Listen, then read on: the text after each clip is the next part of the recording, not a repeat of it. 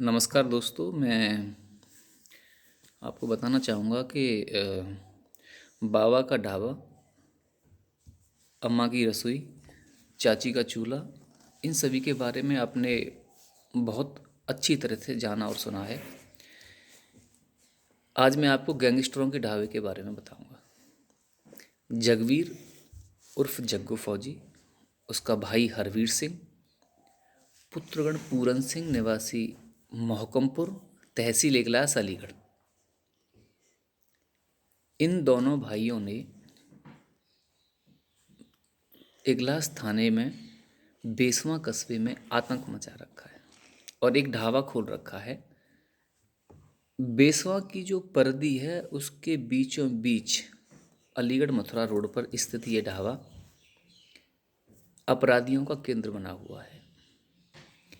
जिन लोगों की संपत्तियों को ये दोनों भाई और इनका गिरोह हड़पना चाहता है, उनकी मॉनिटरिंग करते हैं बदमाश आते हैं और इस बात का ध्यान रखते हैं कि भूमि के मालिक अपनी ज़मीनों पर कब आ रहे हैं, उनको कब डराना है, उनको अपनी ज़मीनों पर आने से रोकना है, जिससे उनके अंदर डर पैदा हो इस गिरोह के प्रति, और अंततः वो अपनी ज़मीनों को इसी गिरोह को कौड़ियों को भाव बेच के चले जाएं या फिर ये हड़प लें।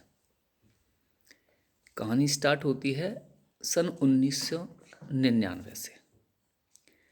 सेना में 4 साल नौकरी की जगवीर फौजी ने सन 1999 में आर्मी की 131 एएडी रेजिमेंट से 4,90,000 लेके आज तक फरार जगवीर सिंह, जिसका आर्मी नंबर 14412368 गनर क्लार्क था,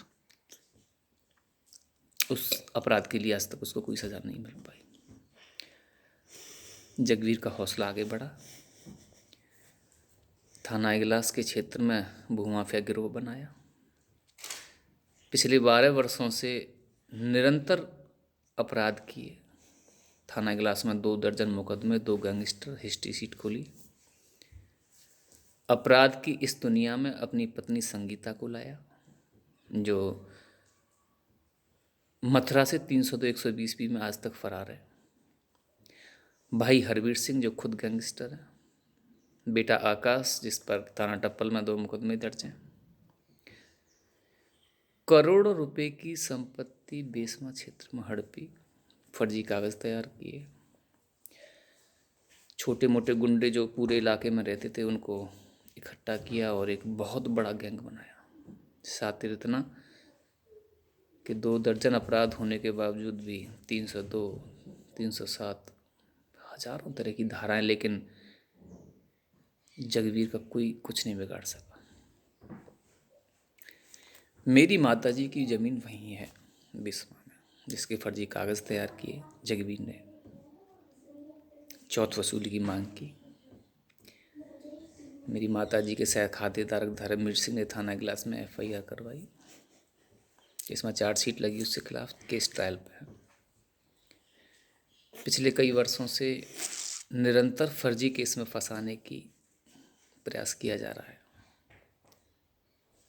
आज की तारीख तक ईश्वर ने और पुलिस की मदद से हम बचे हुए हैं। अगर आईपीएस लॉबी न होती तो हम जैसे पीड़ितों का क्या होता, ये हमारे लिए कहना बहुत मुश्किल है। जब भूमाफिया द्वारा संपत्ति पर नज़र पड़ी और हमें टॉर्चर होना स्टार्ट हुआ, तब पता चला कि पुलिस में आईपीएस की क्या वैल्यू है।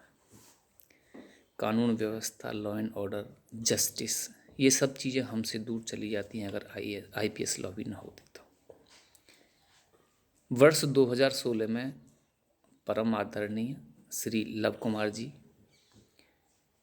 जिन्होंने पहली बार इतने बड़े गुंडे जगवीर को जेल पहुंचाया, उसके पश्चात श्री आकाश कुलहरी, वरिष्ठ पुलिस अधीक्षक, उन्होंने हमारे प्राणों की रक्षा की। वर्तमान में मुनीराज सर वरिष्ठ पुलिस अधीक्षक हैं, पीयूष मोडिया सर आईजी हैं और एडीजी आगरा हैं अजय आनंद। प्रभु की कृपा से तीनों ईमानदार और जितनी तारीफ की जाए उतनी कम ऐसे अधिकारी हैं। बावजूद उसके 23 अगस्त 2020 को मेरे पास फ़ोन आया कि या तो हमसे मिल लो, नहीं तो तुम पर 4-5 फर्जी केस लगाए जाएंगे। मैंने व्हाट्सएप द्वारा सभी को सूचना भेजी। वरिष्ठ पुलिस अधीक्षक महोदय, ADG law and order Agra, ADG law and order Lucknow, IG Agra, IG Aligarh. Phone पर बात करने का प्रयास किया। एसपीआर अलीगढ़ जी से मेरी बात भी हुई कि मुझे फंसाने के लिए धमकी दी जा रही है। 24 अगस्त 2020 को पूरा गैंग जगवीर नीलम, जो पेशेवर महिला है, इसके द्वारा ये फर्जी लोगों को केस लगाते हैं, थाना टप्पल में पहुंच गए फर्जी केस बनाने के लिए। खुद कप्तान साहब मुनीराज सर की मॉनिटरिंग में केस हैंडल हुआ, लेकिन जगवीर ने ऐसा शातिरपना किया। कौन कौन इस नीचे लेवल पर सम्मिलित था, मेरे लिए ये कहना बहुत मुश्किल है, लेकिन उसने वादी अपने गांव के व्यक्ति को बना दिया और ये तथ्य छुपा लिया कि वो हमें फंसाने के लिए ही षड्यंत्र रच रहा था। महिला की छाती में छर्रे प्लांट किए गए फर्जी रूप से और अपने गांव के व्यक्ति को वादी बना दिया कि मैं इसको फंसाने के लिए कर रहा था। उसके घर अपना एक दूत भेज दिया कि ये तुम्हारे लिए नहीं था, तुम तो बस एफआईआर कर दो, बाकी तुम अपने घर बैठ जाओ, तुम्हें कोई मतलब नहीं। अलिखित समझौता हुआ और 1 महीने अब सारे के सारे गैंगस्टर जेल से बाहर आ गए। मुझे जब ज्ञात हुआ कि इस तरह से ये एक नया षड्यंत्र बनाया तो मैंने आदरणीय पीयूष मोडिया सर को बताया। उन्होंने एफआईआर कराई। मैंने थाना टप्पल में 685/2020 थाना टप्पल में दर्ज कराई। लेकिन हम कब तक बचेंगे? एक ना एक दिन ये गैंग हमें फर्जी केस में फंसा देगा। हमारे पास कोई रास्ता नहीं है। ये रिकॉर्डिंग इसलिए की जा रही है कि भविष्य में या तो ये हमें हमारी हत्या कर देगा या हमें किसी फर्जी केस में फंसाकर जेल भेजेगा, और हम दोनों को में से कोई हमें स्वीकार नहीं है। न हम मरना चाहते हैं एक गुंडे के द्वारा, और न बिना किसी दोस्त के अपराधी किसी गैंगस्टर द्वारा हम जेल में भेजे जाएँ, ऐसा हम चाहते हैं। माननीय मुख्यमंत्री जी, माननीय डीजीपी महोदय, माननीय वरिष्ठ पुलिस अधीक्षक महोदय, माननीय पीयूष मोडिया जी, आपसे निवेदन है कि यदि कोई ऐसी धारा है हिंदुस्तान के अंदर जिसमें गैंगस्टर से मुक्ति आम आदमी को दिलाई जा सके तो उसका प्रयोग किया जाए। रासुका या कोई भी अन्य कार्रवाई इसके प्रति की जाए। हो सकता है मेरा ये अंतिम वीडियो हो, क्योंकि मैं नहीं कह सकता कि ये मुझे कब फंसा देगा और कब हत्या करवा सकता है। इससे पहले इसने हत्याएं भी की हैं और गोली भी मरवाई है लोगों में। करोड़ों रुपए की अवैध संपत्ति जो बेसवा में इकट्ठी की है, अवैध तरीके से लोगों को डराकर, धमकाकर, पीड़ित करके, ज़मीनों को विवादित बनाकर, यदि अलीगढ़ ज़िला प्रशासन द्वारा उसे जब्त कर लिया जाए तो हम जैसे लोग जिनकी संपत्तियों को वो हड़पने के लिए वर्तमान में प्रयास कर रहा है, शायद वो ऐसा न करें।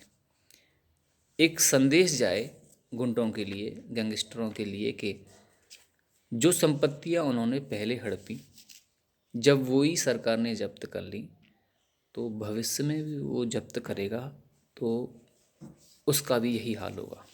तो शायद हम जैसे लोगों को जो वर्तमान में पीड़ित हैं कुछ लाभ मिल सके। गैंगस्टर खतरनाक है, बुद्धिमान है, षड्यंत्रकारी है और ऑन स्पॉट षड्यंत्र रचने वाला है जिसकी आप कल्पना नहीं कर सकते।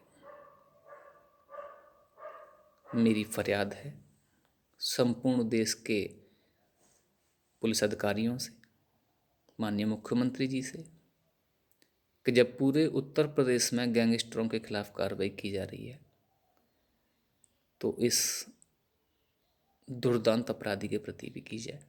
और अकेला मैं नहीं हूँ इससे पीड़ित।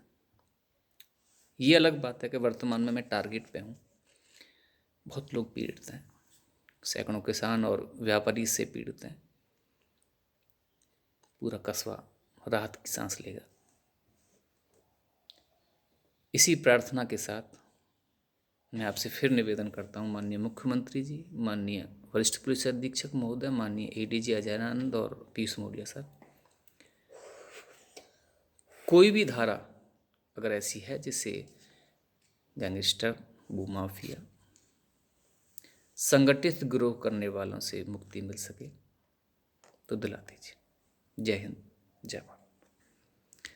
एक रिकॉर्डिंग है होटल की जो हमारे द्वारा चुपके से बनाई गई है। होटल पर बैठा हुआ गैंगस्टर केशव है जो 2 मर्डर कर चुका है, वो होटल का संचालक है। होटल वाली संपत्ति भी हड़पी हुई है। न्याय दिलाने की कृपा कर। खसरा नंबर 1703 मौजा नया आवास, तहसील इगलास जिला अलीगढ़। खसरा नंबर 67 गढ़ी दनू, परगना हसनगढ़, जिला तहसील इगलास अलीगढ़। और खसरा नंबर 88 मोहकमपुर, तहसील इगलास जिला अलीगढ़। ये सारी संपत्तियाँ हड़पी हुई हैं। इसके अलावा और भी बहुत सी हैं जो शायद मेरी जानकारी में नहीं है। प्रशासन विवेचना कराएगा तो जानकारी मिल जाएगी। अवैध तरीके से सारी के सारी अर्जित की गई हैं। इसी प्रार्थना के साथ जय हिंद।